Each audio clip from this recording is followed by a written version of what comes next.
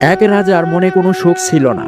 সেই রাজা তার রাজ্যের একজন প্রজাকে দেখে খুবই হতবাক হলেন, কারণ তার তেমন কোনো ধন সম্পদ ছিল না, কিন্তু তাকে দেখে মনে হয় সে পৃথিবীর সবচাইতে সুখী মানুষ। মন্ত্রী বললেন, রাজামশাই, এই লোকটিকে দেখে আপনি বিচলিত হবেন না, আপনাকে একটা খেলা দেখাবো, চলেন। মন্ত্রী কি করলো, একটা ব্যাগ সেই লোকটির ঘরের দরজায় সামনে রেখে আসলো। অবাক করা বিষয় হলো, তারপরের দিন থেকে সেই লোকটির মনে কোনো সুখ নেই। রাজা বললেন, মন্ত্রী, তুমি সেই ব্যাগের মধ্যে কি দিয়েছিলে, যার কারণে সেই লোকটির মনের সুখ শেষ হয়ে গেল?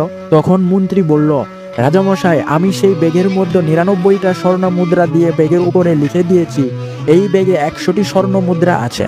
লোকটি ওই 99টি স্বর্ণ মুদ্রা পেয়ে খুশি না হয়ে সেই মিথ্যা একটি স্বর্ণ মুদ্রা খুঁজতে খুঁজতে তার খুশিকে শেষ করে ফেলেছে।